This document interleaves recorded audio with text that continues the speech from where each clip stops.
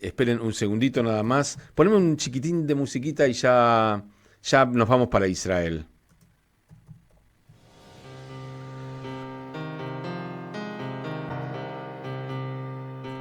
Ahí está, no, tenía que toser y quedaba muy feo hacerlo en los oídos del profesor Natalio Steiner. ¿Cómo estás, Natalio? Dani te saluda. Hola, ¿qué tal, Dani? ¿Cómo estás? ¿Cómo andás? Mira que acá tenemos ruidos más molestos que la tos, ¿eh? No tengas ninguna duda. Sí, pero acá no suenan alarmas y la tos viene casi sin avisar. No hay cúpula No de hay alarma hierro. para la tos. No hay cúpula de hierro para la tos. Pero bueno, nos vamos a meter en lo que allí está pasando, ya que lo mencionás. Contame un poquitito de qué van las noticias y lo que esté pasando hoy en Israel y en el Medio Oriente. Bueno, recordás, Dani, ayer que te había prometido terminar un Tema poquitito el Siria. análisis de la situación en Siria, así que Ujú. sigue siendo el tema más preocupante hoy en día, más allá de que ayer hubo una pequeña escalada entre Israel y Hezbollah por algunas violaciones a la tregua, que todavía está en veremos este tipo de cuestiones y de discusiones. A ver, para que tratemos de entender este verdadero rompecabezas, porque Siria es el tablero de un rompecabezas cuyas fichas están ahí, pero hay que armarlas. Y voy a tratar de hacer lo más escueto posible para que la gente pueda entenderlo, porque es difícil, hay que admitirlo que es difícil. Lo que pasa en Siria tiene que ver con causas políticas, demográficas, socioeconómicas y religiosas, que están entremezcladas, porque Siria es un país que está conformado por etnias diferentes. La etnia alawita, que es una rama del Islam chiita, es la que gobierna el país. Es la que responde a Bashir el-Assad, pero es el 10% de la población, nada más. Después tenemos un 10% de cristianos que apoyan al régimen de Assad y tenemos un 10% de kurdos, que es una rama del Islam algo más moderada, pero que apoya también al régimen de Bashir el-Assad, no por su carácter dictatorial, sino porque sienten una mayor protección ante el embate de los sectores más duros. Y ahora venimos. ¿Cuáles son los sectores más duros? Bueno, la mayoría de la población de Siria es sunita, de la rama religiosa sunita, y gran parte de ellos están cansados de estar bajo el dominio de una minoría chiita que, y aquí viene y espero que la gente no se complique, que por los intentos regionales de Irán, que es un país chiita, de expandir su política agresiva hacia Israel y hacia el Medio Oriente a través de grupos chiitas en distintos lugares, se fortaleció el régimen de Bashir el-Assad y los sunitas quedaron relegados. Esto ya viene del 2011, pero vuelve a estallar con el hecho de que Irán está enfrentando más directamente a Israel a través de Hezbollah y demás. Ahora, evidentemente, la demografía en Siria ha estado cambiando. Los grupos minoritarios, o sea, los grupos chiitas o los que responden a los chiitas, están creciendo por el impulso de Irán y los sectores sunitas son los que en muchos casos se han ido del país. Bueno, esta revuelta estalla entre los sectores sunitas que se sienten desplazados completamente de esta región. Naturalmente, todo esto viene acompañado de cuestiones socioeconómicas. Los chiitas quieren tener mayores privilegios económicos, los sunitas se sienten más desplazados desde lo socioeconómico, e inclusive de sus propias viviendas, aldeas, localidades donde vivían, y todo esto va creando un combo que lleva a esta explosión. Ahora, esta explosión, el detonante fue, naturalmente, que un factor importante como es el Hezbollah, que es chiita, colapsó en gran parte en el Líbano. Y esto disparó que los sunitas se atrevieran a ir contra el régimen de Assad, que es un régimen totalmente cruel, como lo sabemos, y que, como dijimos ayer, estuvo a punto de gasear en su momento a parte de la población en el año 2015. Ahora, este es el panorama general. ¿Quiénes son los actores que están detrás de todo esto y los países que además se montan arriba de esta situación para cada uno sacar su tajada? Para decirlo gráficamente es, vos habrás visto alguna vez en alguna película, que los tiburones van en grupo muchas veces y cuando un tiburón está herido, los demás tiburones se le van encima, porque huelen sangre y se le van encima. Bueno, Siria es un tiburón herido y hay varios que han olido sangre y se le van encima y otros están expectantes a ver qué es lo que va a pasar en Siria.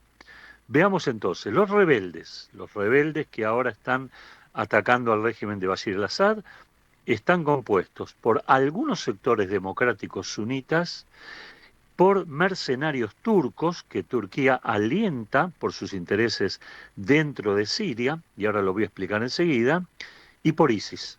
Hay gente del ISIS todavía en Siria que no ha sido derrotada a pesar de todo lo que se ha proclamado en los últimos años. Vuelvo a Turquía. ¿Por qué Turquía? Porque Turquía, como quizá no mucha gente lo sepa, cuando perdió la Primera Guerra Mundial a manos del dominio franco-británico, perdió el dominio del Medio Oriente. Y la Turquía de Erdogan quiere recuperar políticamente su peso en Medio Oriente y también geográficamente, especialmente en Siria. ¿Y por qué especialmente en Siria? Porque la frontera turco-siria, que tiene 650 kilómetros de extensión, no es todavía una frontera legítimamente reconocida. O sea, todavía hay algunos escarceos para terminar de ver en esa región, en esa cuestión. Sigamos con el otro actor, Siria, naturalmente, el régimen de Bashir el-Assad, alawita, como lo dijimos. ¿Quién lo sostiene? Rusia. ¿Por qué lo sostiene Rusia? Por dos factores centralmente. Uno, porque Rusia es un contrapeso natural a los Estados Unidos en la región. Rusia está ubicando dos bases, ya tiene dos bases en Siria hace muchos años, una base naval en Tartus y una base aérea muy cerca de los sectores donde se está luchando y está apoyando al régimen de Bashir el-Assad. Los rusos lo hacen, por un lado, para tener una pierna en Medio Oriente, que es lo que le faltaba, no tenían, Estados Unidos sí, ellos no, y por otro lado, se posicionan en el patio trasero de la OTAN, en un momento en que hay un conflicto con Ucrania y donde la OTAN puede y debe respaldar a Ucrania, es un lugar muy importante para los rusos. Pero ¿qué pasa con los rusos? Habida cuenta de la guerra con Ucrania, han sacado tropas de Siria y han debilitado su presencia allí. Y esto también fue visto por los rebeldes, obviamente, de Al-Qaeda, del ISIS, y por lo tanto no les molesta o creen que Rusia no puede ser un contrapeso importante para sus ataques. El otro sponsor de Siria, la otra muleta, podríamos decir, del régimen sirio, es Irán. Irán naturalmente quiere tener un dominio sobre Siria, no solo porque ha luchado contra el ISIS y otros grupos en Siria desde el 2011, sino porque Siria geográficamente es un paso obligado hacia el Líbano. Y en el Líbano está Hezbollah e Irán abastece de armas a Hezbollah, o por lo menos abastecía de armas a Hezbollah hasta este conflicto que hubo básicamente con Israel. Hezbollah, que naturalmente tiene presencia en Siria, porque durante los años de la guerra, desde el 2011 hasta el 2016, que finalizó más o menos la llamada Primavera Árabe en Siria, Hezbollah envió más de 2.500 de sus miembros a luchar en favor del régimen de Bashir el-Assad.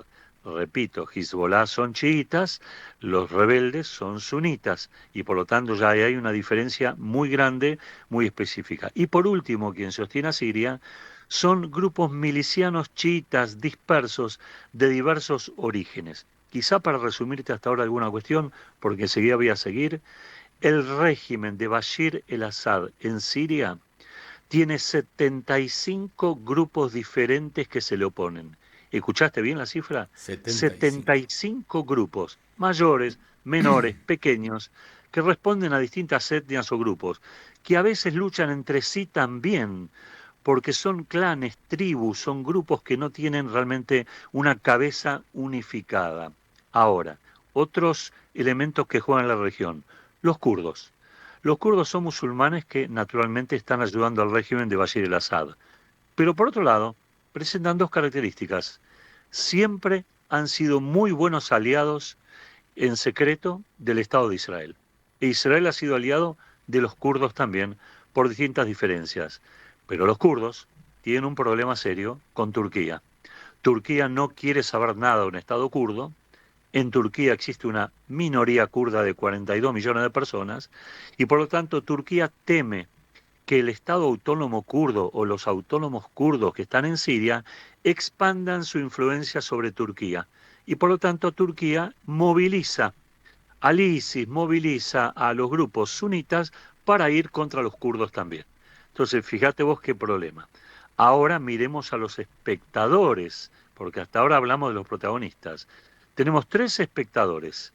Estados Unidos tiene una porción muy pequeña en el límite entre Siria e Irak para controlar que el ISIS no crezca, ya que recordemos a la gente que el ISIS había hecho un tránsito, un paso entre Siria e Irak y naturalmente había empezado a conformar su famoso califato. Estados Unidos tiene un freno ahí en la región con sus bases militares. Hasta ahora, en esta guerra, en este conflicto, Estados Unidos mira, no apoya a ningún lado, mira cómo se van dando las cosas. El otro espectador importante es Israel.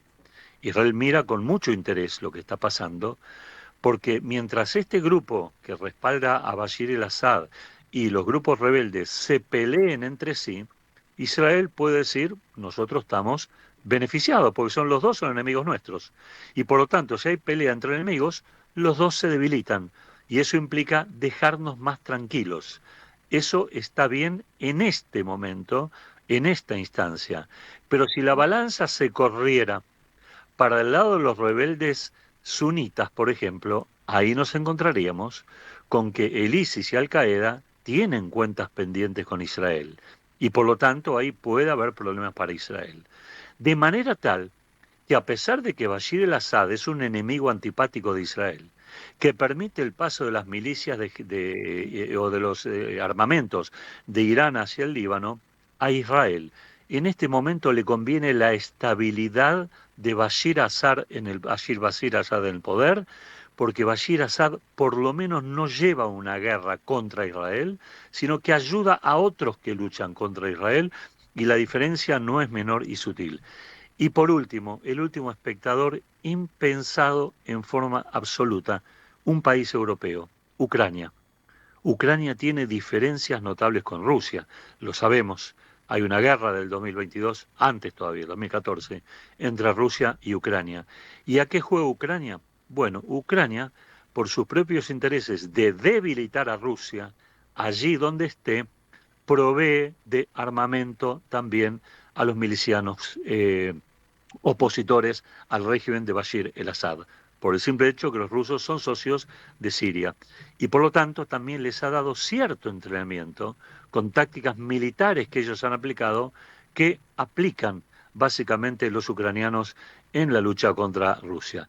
Este es el panorama complicado, complejo, un tablero de ajedrez o de backgammon o como lo quieras llamar, extremadamente complejo, porque hoy Siria se ha transformado en eso, en un campo de batalla de intereses geopolíticos propios y geopolíticos extranjeros, y entre cruzamiento religioso, diría que es el punto principal de ficción, entre chiitas y sunitas, y no es el único lugar del mundo, que mantienen diferencias religiosas ya de hace muchos, muchos, muchos años, centenares de años prácticamente.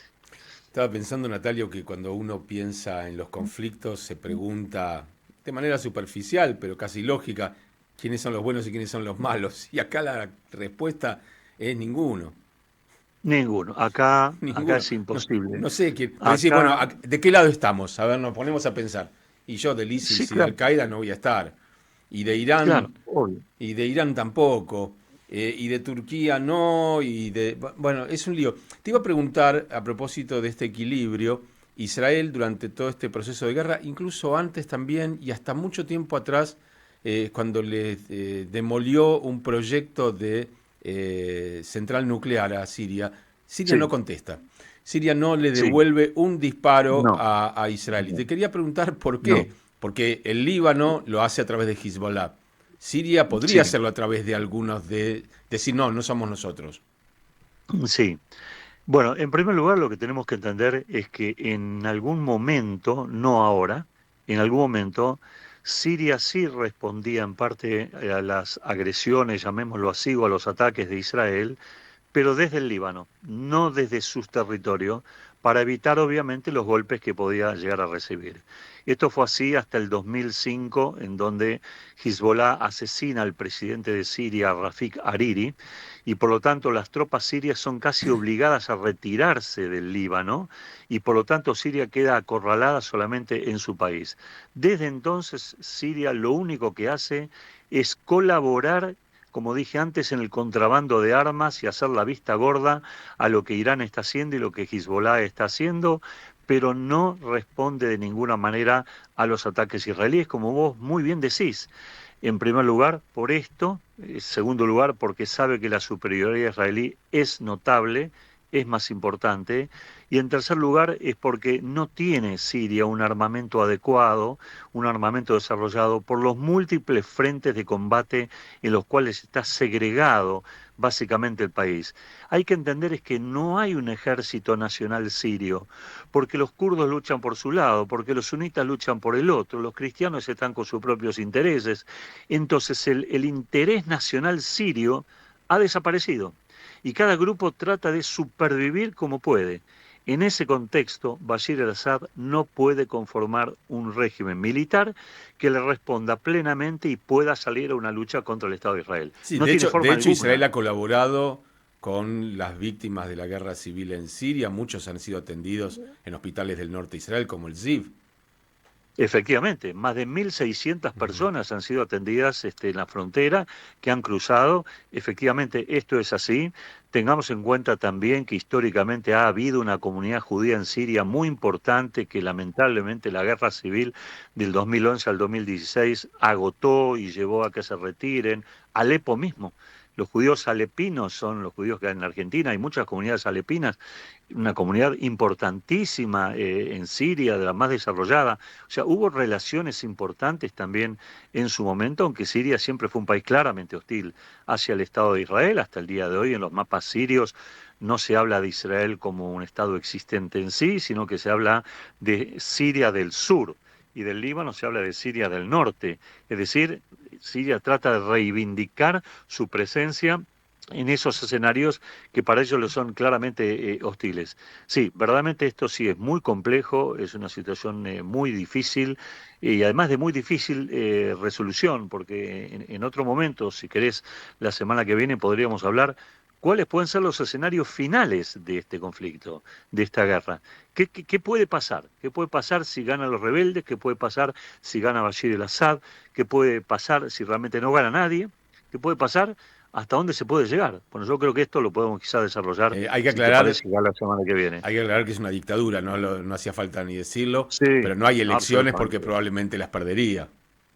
No, absolutamente. Tengamos en claro que la dictadura de la familia Assad, Bashir el-Assad es el hijo menor de Hafez el-Assad, que murió hace ya varios años, en el año 2000, y Hafez el-Assad manejaba el país con mano de hierro desde el año 1969. Son las típicas dictaduras del mundo árabe musulmán, al cual estamos mal acostumbrados, lamentablemente, pero que evidentemente se fortalecen y van aprovechando cada una de las situaciones que se están dando. Las Claro, dictaduras Siria se son quedó. hereditarias aparte, porque igual que en Sí, Jordania, sí, en este momento nos encontramos con los hijos de...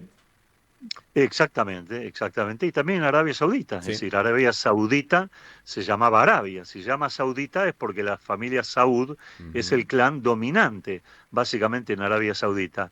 Claro, Occidente no se acostumbra a esto. La gente común no logra entender esto. La gente común está acostumbrada al juego y al intercambio de poderes. Mañana sube este, pasado sube el otro. Pero acá no hay intercambio de poderes. Y cuando alguien quiere desafiar al poder existente, toma las armas. Y ahí es donde se arman las trifulcas que estamos viendo ahora, que a menudo son bastante sangrientas, Es bastante probablemente el gran complicadas. fracaso de las primaveras árabes es haber pensado el Medio Oriente con cabeza occidental. Y ni más ni menos, ni más ni menos. O Exactamente, la sea, gente que en Obama Occidente... pensó que su apellido y su nombre Sí, le daban sí, un cheque para poder convertir al Medio Oriente en Suiza y Austria y Alemania. efectivamente. Efectivamente, efectivamente. El delirio a veces de Occidente de no comprender de que no se puede occidentalizar por decreto a estos países, a estos regímenes, a estas culturas, porque responden en general, en su mayor parte, a otras formas de pensar. Por supuesto que no todos los países árabes son iguales. Túnez es algo más desarrollado, Marruecos también lo es, ni que hablar países del Golfo, pero en general todos mantienen una tradición en donde el Islam debe ser la religión predominante, en un sentido o en otro sentido, chiitas, sunitas que tienen sus propias diferencias, y bueno, a veces las dirimen entre sí, dejan al Estado de Israel tranquilo y otras veces no, como es este tema. Y Me la está, causa palestina queda ahí relegada en una situación de inercia. me estabas Todos la acordando de proclaman, Egipto también, Natalio, sí, porque en sí, Egipto vino la primavera árabe, llamaron a elecciones, ganó el que no nos gustaba, lo derrocaron. así es, así es, O sea, efectivamente, Hosni está bien, Mubarak fue derrocado, ganó hagamos Mursi, elecciones, ganó el que no nos gusta, bueno, sí. afuera. Y sí, sí, sí, ahí está, ahí tenemos. Ganó Mursi, vino el ejército y el ejército volvió a la toma del poder y tenemos a Al-Sisi, que aunque sea, lo debemos decir, de los intereses de Israel, es mucho mejor gobernante para los intereses de Israel que lo que hubiera sido Mursi, que es La partidario hermandad del musulmana, Hamas islámico, claro. del Hamas islámico. Entonces, a veces en Israel tenemos que optar por el menos peor, no por el mejor, sino por el menos peor de los que estén rodeándonos. Y así la situación. Y lo mismo pasa con Jordania. Con Jordania tenemos una relación estratégica y de seguridad que no se sostiene en términos declamativos. En términos declamativos, Jordania constantemente insiste en denigrar y atacar a Israel por la causa palestina y aquí y allá. Y los jordanos lo que menos quieren es un Estado palestino a su lado, porque el 65% de la población jordana es palestina, pero en el discurso está instalado. Y está instalado con fuerza, porque es un elemento que permite aquietar las aguas dentro de Jordania también, que es un estado manejado por beduinos. El clan justamente actual es un clan beduino, de las tribus que son muy complejas en cuanto a sus estructuras familiares que provienen ya, obviamente, de los tiempos mahometanos o aún antes todavía, ¿no? Deberíamos buscar un poco más en la Biblia, a ver Ismael, que hemos visto la descendencia en esta última Perashá, Toldot, y entender un poco más este complejo mosaico del mundo árabe musulmán. Bueno, el padre del actual rey de Jordania tuvo la inteligencia de conseguirse una esposa occidental, lo cual hizo que pareciera más occidentalizado y que de alguna manera pudiera maquillar un poco esa cuestión Bueno, tribal. bueno, vos sabés que, os te recuerdo que en la guerra de 1948, el ejército que mejor tuvo que enfrentar a Israel fue el ejército jordano. Ujú. Y ese ejército jordano estaba armado y dirigido por los británicos.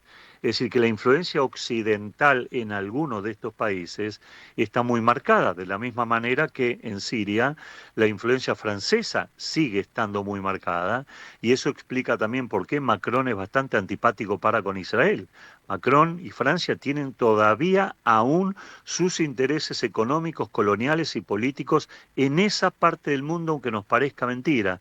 Es decir, en los 60 hubo un proceso de descolonización, pero podemos decir que fue una descolonización parcial, no del todo. Todavía siguen las metrópolis dominando ciertas áreas. Es complejo acá, no es Sí, fácil. sí, pero bueno, fuiste súper claro y creo que la gente puede entender un poquitito de qué se trata. Y si lo queremos resumir es todos contra todos y no hay ninguno que sea el de bueno. Así que ya está. Eso, Sí, ese sería el me ahorraste título. el trabajo. Claro. Después de dejarme hablar, me lo resumiste. No, bueno, yo lo entendí, pero la realidad es que uno siempre piensa que en los conflictos uno es el bueno, el otro es el malo, este es el que habría que apoyar, este no es el que habría que apoyar. Evidentemente lo que hay que apoyar es que se calmen todos un poco y te dejen Sí, vivir, no, no mucho más que eso, aunque sea por un ratito. Bueno, Natalio, que tal cual. tengas muy buena semana, te mandamos un abrazo grande. Gracias, que estén muy bien. Gracias por todo. Gracias, un lujo también tenerlo a Natalio aquí para explicarnos la complejidad de las guerras y de las revueltas en Siria, que es hoy la noticia de Oriente Medio.